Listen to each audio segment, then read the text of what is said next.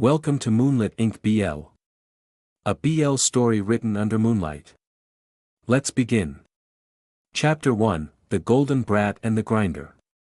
The air in the grand ballroom of the Sapphire Heights Hotel smelled of vintage champagne, expensive cologne, and the cloying, metallic scent of desperation. Bryan adjusted his bow tie for the 14th time, the stiff fabric chafing against a neck already sore from a morning spent hauling bags of concrete at a suburban construction site. His feet, encased in cheap, polished loafers 2 sizes too small, were screaming. But he didn't let it show. He moved through the crowd of the city's elite with the invisible, fluid grace of a man who had spent 10 years mastering the art of being the help. Champagne, sir. Caviar tartlet, ma'am. His voice was a neutral, melodic baritone, perfectly polite, perfectly forgettable. He had 3 hours left on this shift. 3 hours until he could get back to his cramped studio, open his laptop, and finish his midterms for his online business management course. Then, he saw the disruption. At the center of a circle of sycophants stood a young man who looked like he had been sculpted out of moonlight and sheer arrogance. His hair was a perfectly tousled mess, and his designer suit cost more than Bryan's entire college tuition. This was England. Another. England shouted, slamming an empty flute onto a passing tray so hard the glass rattled. This party is dead. Why is the bubbles to boredom ratio so skewed?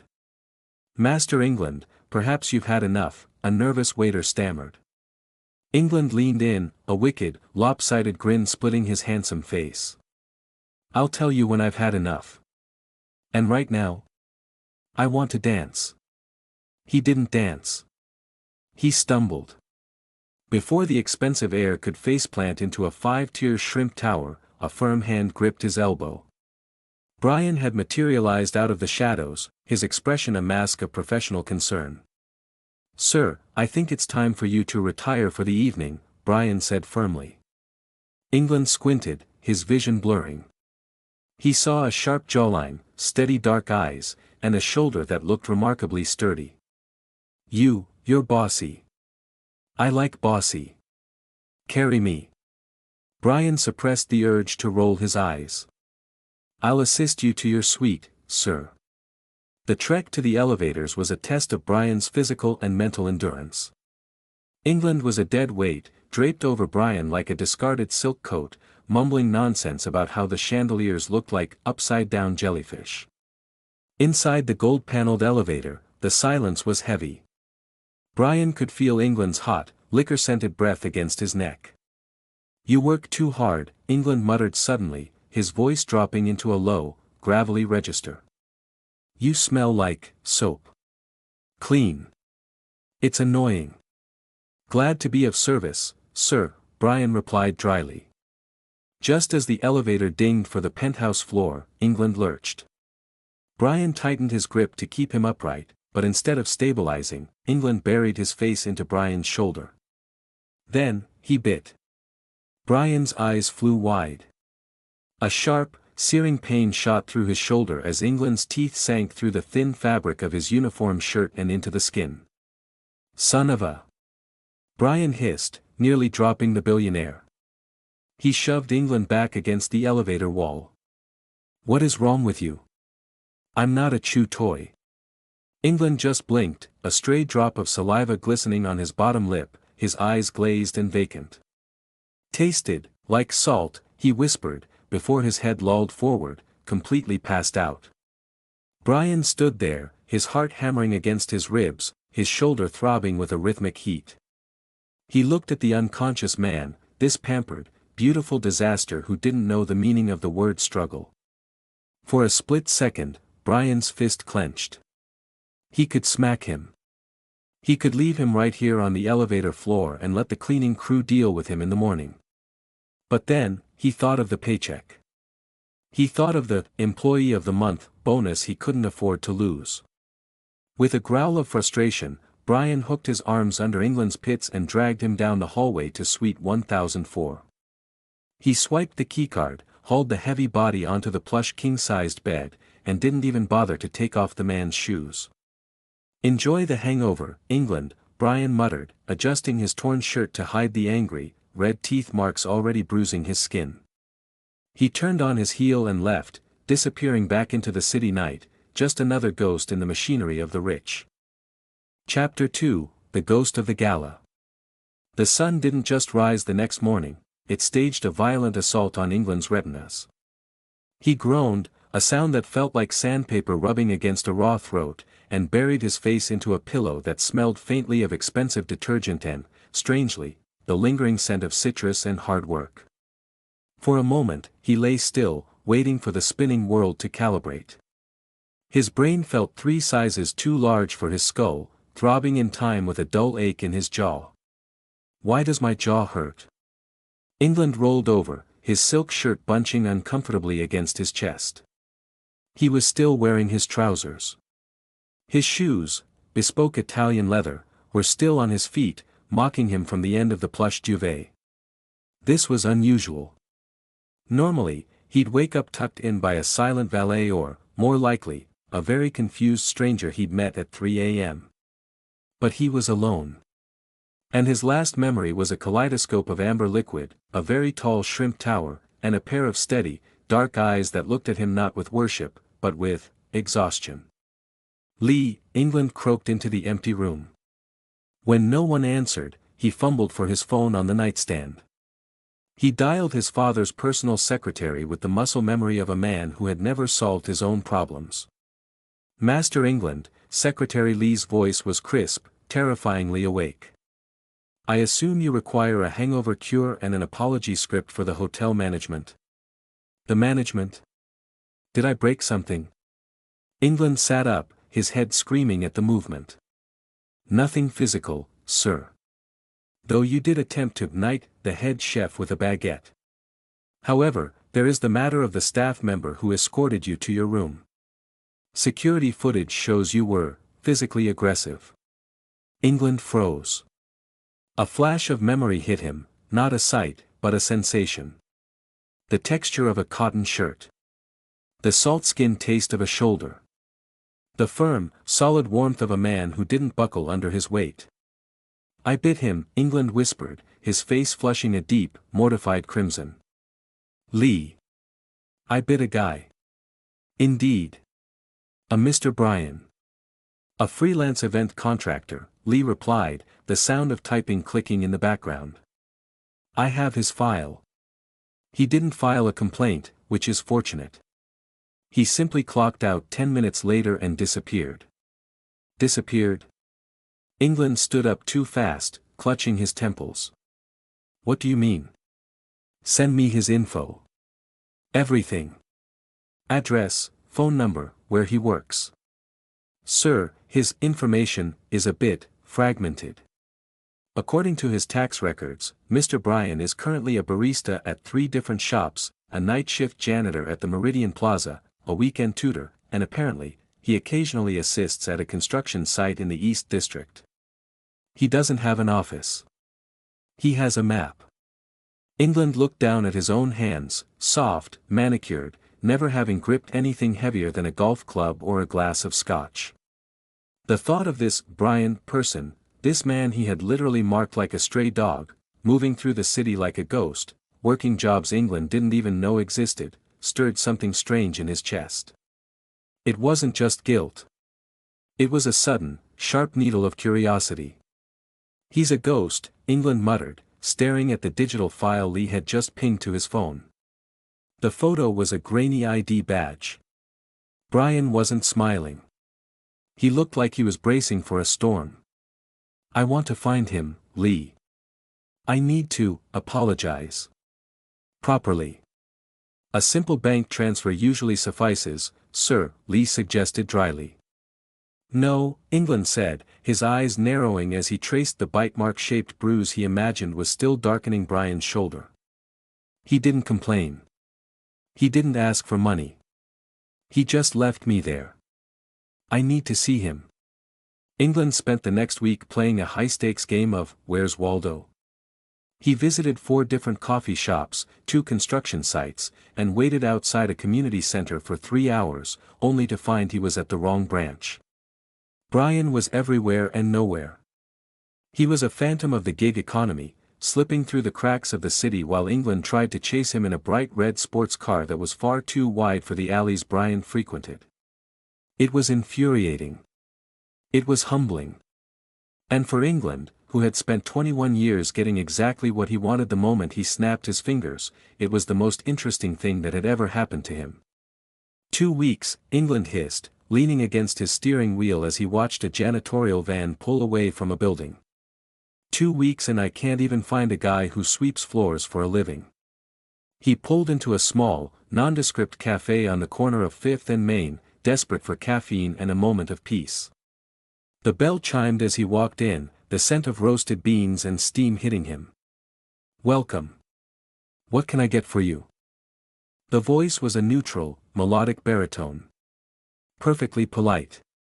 Perfectly familiar. England looked up. Behind the counter, wearing a green apron over a faded black hoodie, stood the ghost. Bryan was busy steaming milk, his movements practiced and efficient. He didn't even look up at first, his eyes focused on the foam. England's heart did a strange, uncomfortable somersault. I'll have whatever you recommend," he stammered. Bryan looked up then.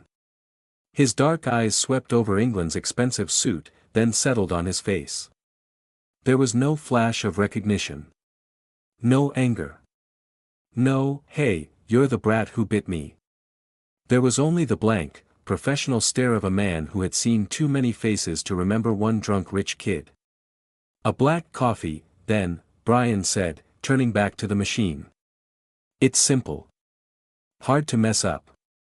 England gripped the edge of the counter, his knuckles white. "He doesn't remember me. I've been haunting the city for 14 days, and I'm just another order to him." "I'm not here for the coffee, Bryan," England blurted out. The steam wand hissed and stopped. Bryan paused, his back still turned. Slowly, he set the pitcher down and turned around, wiping his hands on a rag. A small, knowing glint finally appeared in his eyes, a flicker of the man who had shoved England onto a bed 2 weeks ago. "The bite mark turned yellow yesterday," Bryan said calmly, leaning against the back counter. "So, you finally found me. What do you want? A refund for the escort service?" Chapter 3, The Barista Incident. The steam from the espresso machine billowed between them, a humid veil that did nothing to soften the bluntness of Bryan's words. England felt his face heat up, a rare, prickly sensation of genuine shame. "A refund? No. I'm here to apologize.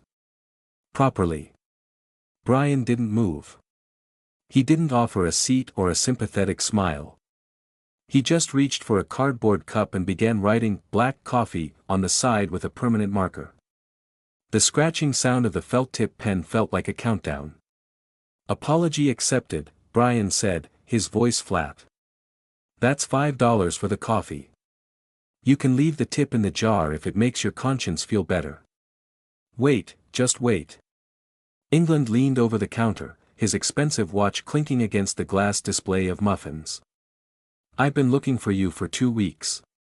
Do you have any idea how hard it is to track down a man who works 6 jobs and has no social media footprint?"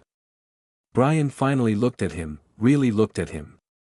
He took in the desperation in England's eyes and the way his designer coat looked entirely too loud for this cramped, dusty cafe. "Why would I want to be found by someone like you? People like you only call people like me when something is broken or something is dirty." "I wanted to offer you a job," England blurted out. He pulled an envelope from his pocket, thick, cream-colored paper that practically screamed old money. "My father's firm. Real estate. I can get you an administrative position. High salary, full benefits, 9 to 5. You wouldn't have to, well, do this anymore." He gestured vaguely at the apron, the sticky counters, and the flickering fluorescent light overhead. In England's mind, he was a knight holding a golden ladder. He was giving this man his life back. Bryan stared at the envelope. For a second, his hand twitched, and England felt a surge of triumph. Everyone has a price, he thought. He's going to thank me. He's going to realize I'm his savior. But Bryan didn't take the envelope.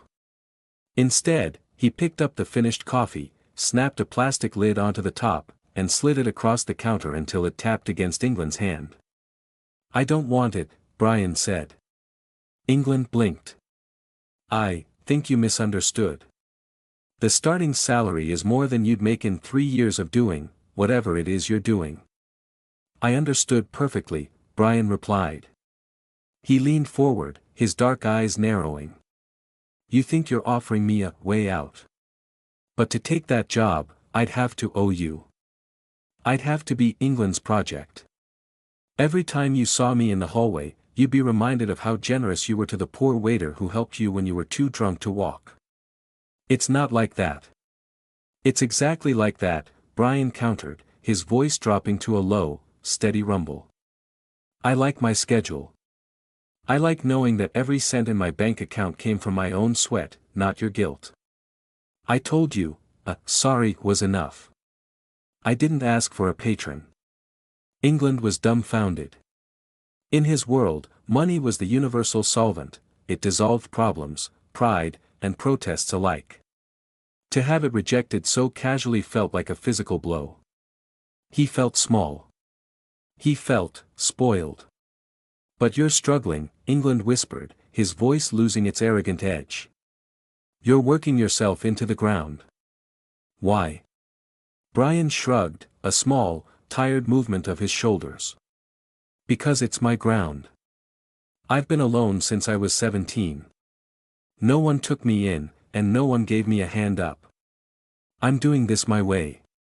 I'm passing my classes, I'm paying my rent, and I'm okay." He tapped the top of the coffee cup. "Drink your coffee.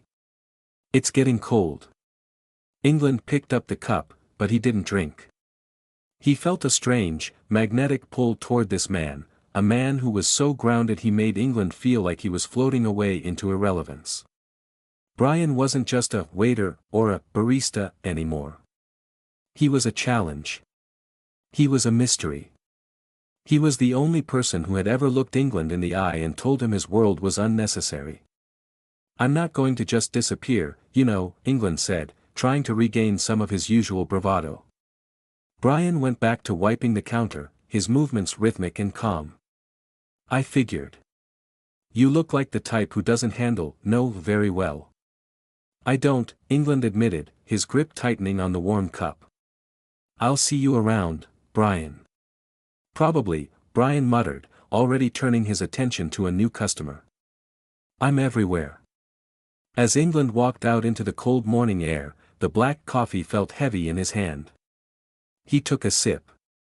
It was bitter, strong, and unpretentious.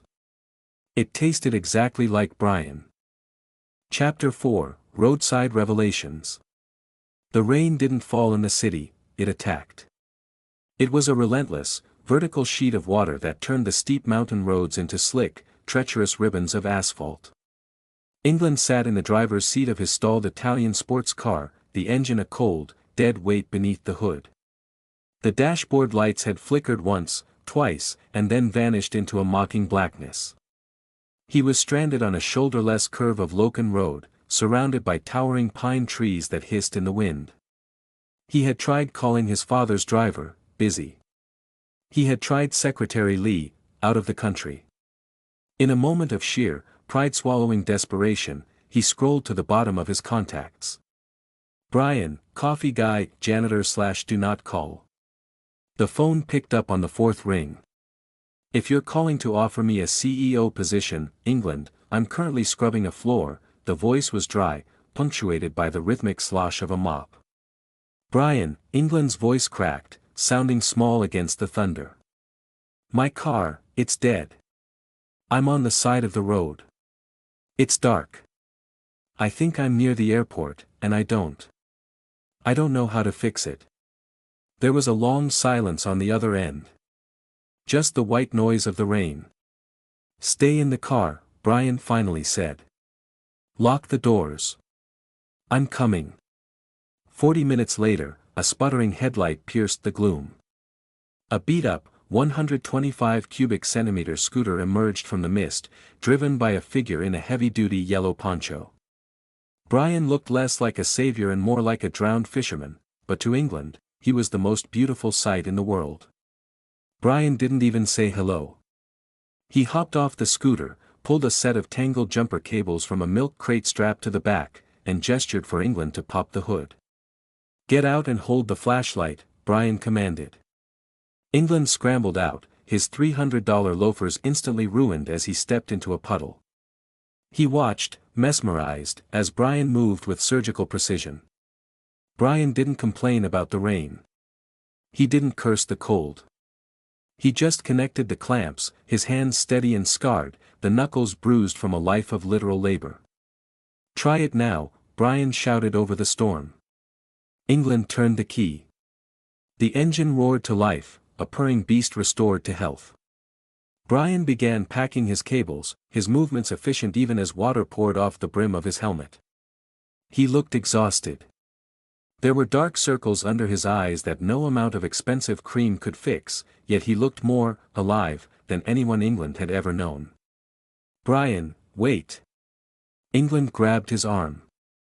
The fabric of the poncho was cold, but the man beneath it felt like a furnace. "Go home, England," Bryan said, not unkindly. "You're safe now. Get some sleep." "I can't." England's voice rose, cracking with a frantic, sudden realization. "I can't just go home and pretend I didn't see you out here. I've spent my whole life surrounded by people who do things for me because they want my name or my money. But you came out here on a scooter in a typhoon because I asked." Bryan sighed, wiping rain from his eyes. "It's just what people do, England. You help when someone calls." "No, it's not. Not for me." England stepped closer, the rain drenching his hair, his expensive shirt clinging to his skin. "I've been acting like an idiot. I've been following you around because I thought I could save you, but I'm the one who's lost. I think I'm in love with you, Bryan. And it's making me act like a complete lunatic." The confession hung in the air, heavier than the rain. Bryan froze, his hand on the throttle of his scooter. He looked at England, really looked at him, not as a spoiled rich kid, but as a man standing in the mud, shivering and stripped of his armor. Bryan didn't say, "I love you" back. He didn't even smile. He just reached out and tucked a wet strand of hair behind England's ear, his thumb lingering for a fraction of a second against England's jaw. "You're a mess, England," Bryan whispered, his voice barely audible over the wind. "Get in the car. Follow me back to the city. If you slide off the road, I'm not coming back for you twice." England watched as Bryan kicked the scooter into gear.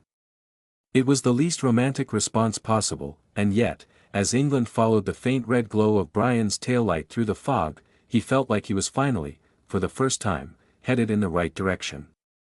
Chapter 5, Rooftop Resentment. Silence is a dangerous thing for a man with an overactive imagination and a surplus of free time. For 72 hours, England's world had been a vacuum. He had sent texts that remained undelivered. He had called until the mechanical voice of the operator felt like a personal insult. Bryan had vanished. Not the playful, catch me if you can, disappearance of their earlier weeks, but a total, chilling silence. England was a wreck.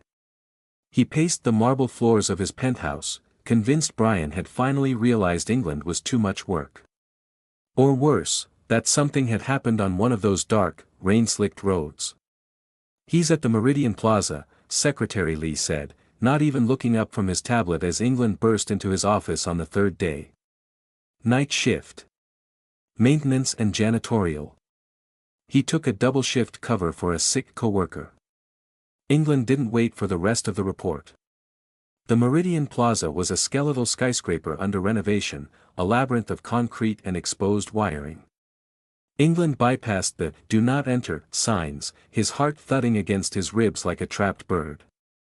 He found the service elevator and rode it to the top floor, the air growing colder and thinner with every flight.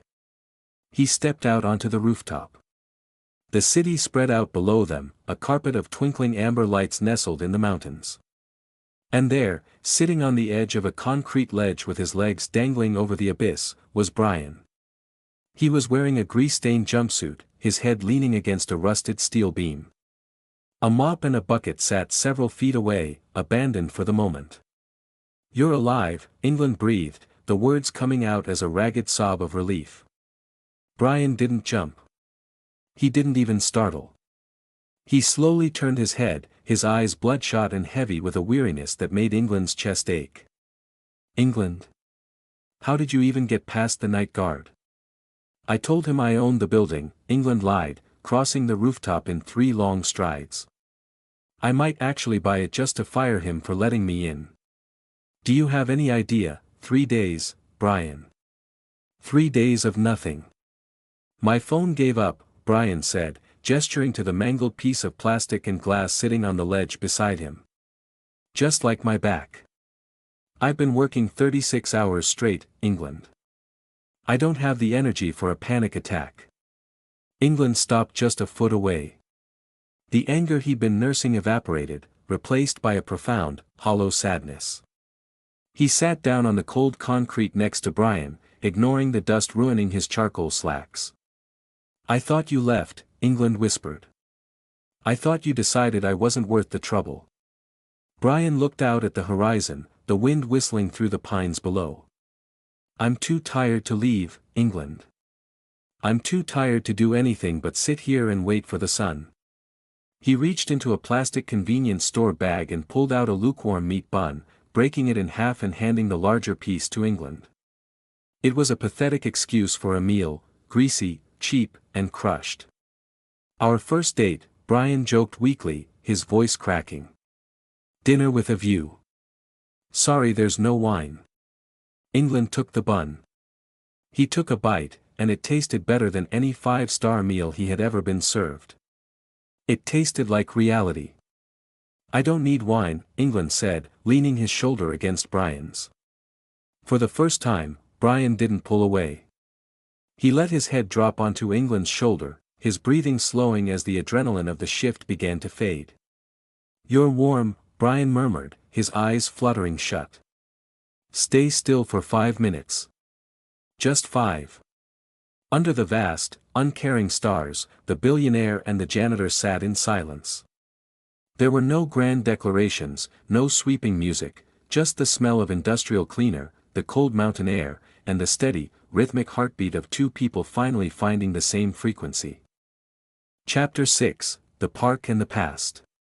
The following Sunday, the world felt uncharacteristically soft. There were no deadlines, no broken engines, and no towering skyscrapers. At England's persistent, bordering on pathetic, insistence, Bryan had agreed to a normal afternoon. No work, no study, just a walk through the park. Bryan looked strange in the daylight. Without the harsh fluorescent glow of a coffee shop or the shadows of a construction site, the sharp lines of his face seemed to relax. He was wearing a faded flannel shirt and jeans that had seen better years, hands shoved deep into his pockets. Beside him, England was trying very hard to dress down, which in his world meant a cashmere sweater that probably cost more than Bryan's scooter.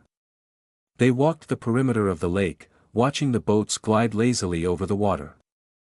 "My parents used to bring me here," Bryan said suddenly. His voice was quiet, lacking its usual defensive edge. Before time. England slowed his pace, sensing the shift in the air. "I don't know much about them. Only what was in the file Lee gave me. And files don't tell the real story." Bryan kicked a stray pebble into the grass. "They were good people. Simple. My dad worked at the post office, my mom was a seamstress. We weren't rich, but we were sturdy. Then the accident happened during my junior year of high school. A drunk driver, a rainy night, the kind of cliché that ruins lives." He stopped walking and looked out at a group of children chasing pigeons. "Suddenly, I wasn't Bryan the student anymore. I was Bryan the liability. My aunts and uncles held a meeting. I sat in the hallway and listened to them argue about who had to take me in. It was like they were discussing who had to take out the trash. England felt a sharp, cold pang in his chest. He thought of his own family, the coldness, yes, but also the safety net of gold that had always been there to catch him. What did you do? I didn't wait for them to decide, Bryan said, a small, grim smile touching his lips. I packed a duffel bag, took the little bit of insurance money that hadn't been swallowed by funeral costs, and moved into a boarding house. I've been moving forward ever since. If I stop, I might start thinking about what I lost. So, I just, don't stop. England reached out, catching Bryan's hand. Bryan's skin was rough, calloused from years of holding onto a life that tried to slip away. Bryan, England said, his voice thick with an emotion he couldn't quite name. Let me help. Just a little. My father has a foundation, it's for students exactly like you. No strings, no owing me anything. You could quit the night shifts. You could sleep. You could just be a student for once. Bryan looked down at their joined hands. For a long moment, the only sound was the distant laughter of the park and the rustle of the pine trees.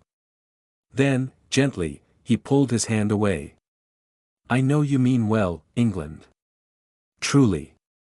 And a part of me, the part that's exhausted and hungry, wants to say yes. He looked up, his dark eyes clear and unwavering. But if I take it, I lose the only thing I have left that's entirely mine, my pride in surviving. I'm 2 semesters away from that degree. I want to walk across that stage knowing I paid for every single credit with my own 2 hands. England opened his mouth to argue, to insist, to play the hero. But he saw the set of Bryan's jaw and the quiet dignity in his posture. To force help on him now wouldn't be an act of love, it would be an act of theft. He would be stealing Bryan's victory. You're the most stubborn man I've ever met, England complained, though his eyes were shining with a new kind of heat. And you're the most persistent brat I've ever met, Bryan countered, nudging England's shoulder with his own. Are we going to keep walking, or are you going to keep staring at me like I'm a museum exhibit? I'm walking, England laughed, reaching out to reclaim Bryan's hand. This time, Bryan let him hold it. Chapter 7, The Apartment Standoff. The rain had returned, but this time it wasn't a typhoon, just a persistent, melancholic drizzle that turned the city streets into mirrors of neon and gray. England was agitated. The revelation in the park had settled in his gut like lead. He couldn't stop thinking about a 17-year-old Bryan sitting in a hallway, listening to his own blood relatives negotiate his disappearance. Every time England looked at his own reflection in a shop window, he felt the garish weight of his privilege. Why? England demanded, his voice echoing in the narrow, dim stairwell of Bryan's apartment building. Why do you have to do everything the hardest way possible? Is it a penance? Do you think you don't deserve a break? Bryan continued climbing the stairs, his footsteps heavy and rhythmic. He didn't answer until they reached the 4th-floor landing, where the air smelled of damp wood and frying garlic from a neighbor's kitchen. He turned the key in a door that looked like it had been kicked in at least once in its life. It's not about penance, England, Bryan said, stepping inside and flicking a switch. A single, bare bulb hummed to life. It's about gravity. I need to know where the ground is. The apartment was a shock to England's system. It was a single room, barely larger than England's walk-in closet. A twin mattress sat on a frame of milk crates in the corner. A small desk was piled high with textbooks, a cheap laptop, and a stack of color-coded notebooks. There was no television, no art on the walls, only a small, framed photo of a middle-aged couple on the desk, their smiles frozen in a time before the world broke. England stood in the center of the room, feeling suddenly oversized and loud. You live here? Bryan, there's a leak in the corner. And it's freezing. It's 4 walls and a roof, Bryan said, shedding his damp jacket. He gestured to the only chair in the room, a plastic folding one. Sit down. I'll make tea. It's the one thing I actually have in stock. England didn't sit. He walked over to the desk, looking at the textbooks. Advanced Financial Accounting. Macroeconomics. Sustainable Business Models. The margins were filled with Bryan's tight, meticulous handwriting. You're doing all this while working 40 hours a week. England whispered. 60, usually, Bryan corrected from the kitchenette, which was really just a hot plate and a sink.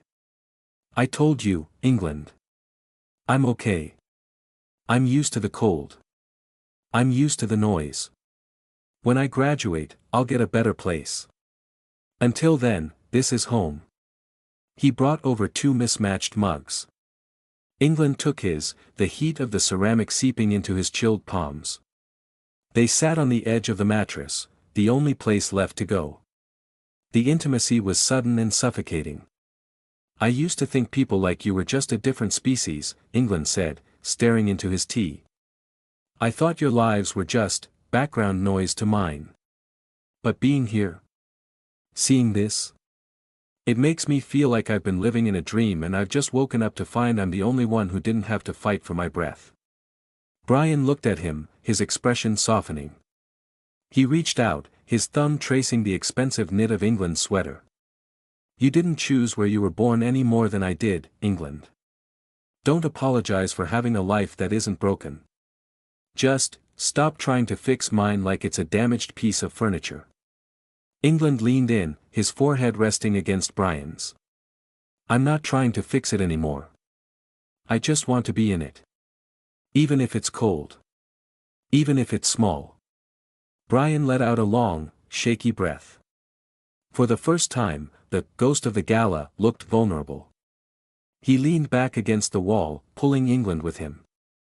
They spent the night not in a heated penthouse, but in that cramped room, sharing stories that had no punchlines. Bryan talked about the mother who taught him to sew his own buttons, England talked about the father who only spoke to him through wire transfers. As the city hummed outside, the distance between the billionaire and the part-timer finally collapsed. In the quiet of the night, England realized that Bryan wasn't a project, and he wasn't a hero. He was just a man. And England was just a man who didn't want to be anywhere else. Chapter 8, Control and Conflict. The air in Bryan's small apartment had changed.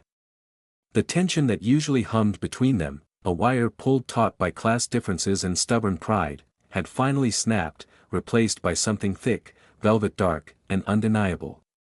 It was their 4th date, though they had stopped counting. They had shared a quiet dinner at a hole-in-the-wall carinderia, but the hunger that followed them home had nothing to do with food. England was used to being the center of gravity. In every room he entered, people shifted to accommodate him. But here, in the dim light of a single bulb, Bryan was the one who held the earth steady. As soon as the door clicked shut, Bryan didn't wait. He pinned England against the wood, his hands, rough, capable, and warm, framing England's face. You've been looking at me like that all night, Bryan whispered, his voice a low vibration that England felt in his marrow. Like you're waiting for permission. England's breath hitched. He reached up, clutching at the front of Bryan's worn shirt. I'm tired of waiting. Bryan took control with the same terrifying efficiency he applied to everything else in his life. He didn't ask, he led. He kissed England with a desperate, grounding hunger, tasting of rain and coffee and the salt of a long day's work. When they tumbled onto the thin mattress, England expected to be the one to guide the way, he was the one with the world at his feet, after all. But Bryan's strength was different. It was the strength of a man who knew exactly how much pressure it took to break something, and exactly how much it took to hold it together. England surrendered to it, his back arching as Bryan's hands traced the lines of his body, marking him far more permanently than that drunken bite ever could. In the quiet, non-explicit heat of the night, England realized that for all his money, he had never felt as possessed, or as safe, as he did under the weight of a man who owned nothing but himself. The morning brought a brutal clarity. England, fueled by a cocktail of postcoital bliss and newfound courage, decided it was time. No more hiding. No more ghosting. He drove Bryan to his family's estate, a sprawling fortress of glass and white stone that looked like a cold museum. The confrontation in the grand dining room was silent and sharp. England's parents sat at the head of a table that could seat 20, their expressions carved from the same marble as the floors. "He is a laborer, England," his mother said, her voice like a scalpel, eyes darting to Bryan's calloused knuckles and his off-brand shoes. "He is a man with no lineage, no assets, and no future that aligns with ours. He's a man who has achieved more in 23 years than I have in my entire life," England countered, his voice steady. He felt Bryan's hand twitch beside his, the silent signal of a man preparing to retreat to protect someone else. Bryan stood up, his posture straight, his gaze meeting the elder England's with a respect that didn't border on submission. "I understand your concerns. I am not what you planned for your son. I'll go." "No." England stood too, his grip on Bryan's hand tightening until their knuckles were white. He looked his father in the eye, the man who measured love in stock options. "If he walks out that door because you can't see what I see, then I walk out behind him. You can keep the name. You can keep the accounts. I've spent months watching Bryan build a life out of nothing. I think it's time I learned how to do the same." The silence that followed was deafening. Bryan looked at England, his eyes wide with a mixture of horror and profound, heart-shattering affection. He had spent his life being abandoned, and here was a man willing to abandon everything just to stay by his side. Thanks for listening. If you enjoyed the story, please like and subscribe to help the channel grow. Now, let's get to the final chapter. Chapter 9, The Final Shift.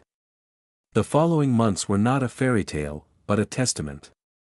England didn't lose his fortune, his parents, shaken by the sight of their son's newfound spine, settled into a cold, observant truce. They watched as England stopped frequenting the high-end clubs and started showing up at cheap library cafes with a thermos of coffee and a stack of textbooks he'd bought to try and understand Bryan's world. They watched Bryan, too. They saw him graduate at the top of his class while still working the early morning shifts at the construction site. They saw him refuse a signing bonus from the family firm, choosing instead to take an entry-level analyst position at a different company, one where he earned his seat through merit, not through the bed he shared with their son. By the time the cherry blossoms began to hint at spring in the park, the elder Englands had finally fallen silent. Bryan's diligence wasn't a performance, it was his DNA. And England's devotion wasn't a phase, it was his evolution. The afternoon was crisp as they walked through the familiar winding paths of Burnham Park. It was the same loop they had walked a year ago, but the air felt different now. The cat and mouse game had ended long ago, replaced by the steady, synchronized pace of two people who had nothing left to prove to each other. "You're quiet today," Bryan said, glancing at England. Bryan looked different now, rested. The dark circles under his eyes had faded, replaced by a quiet glow of a man who finally knew where his next meal was coming from. "Is the stock market crashing, or did you just lose your favorite tie?" England stopped near a cluster of pine trees, the scent of needles and mountain air heavy around them.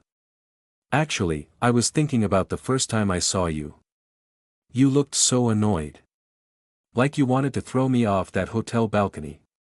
"I did," Bryan admitted, a smirk tugging at his lips. "You were a nightmare. A loud, expensive, biting nightmare. And now?" England reached into his pocket. His hand was shaking, a rare sight for the man who had stared down his father's wrath without blinking. He didn't pull out a job offer. He didn't pull out a key to a new penthouse. He pulled out a simple, brushed platinum band. It was sturdy. It was elegant. It looked like it could withstand a lifetime of hard work. "Bryan," England said, his voice dropping to that low, earnest register that always made Bryan's heart skip. "You told me once that you didn't want a patron. You told me you wanted to do things your way. And you did. You've built your life. But I don't want to just be a visitor in it anymore." England dropped to one knee, heedless of the grass stains on his trousers. I don't want to be the guy who offers you a way out. I want to be the guy you come home to when the day is done. I want to be your family, Bryan. The kind that doesn't leave. The silence of the park felt sacred. Bryan looked down at the ring, then at the man holding it. He thought of the empty hallways of his youth, the cold nights in the apartment, and the weight of the world he had carried alone for so long. Then he looked at England, the boy who had learned to be a man just to keep up with him. Bryan reached out, his calloused fingers trembling as he gripped England's hand, pulling him back up to his feet.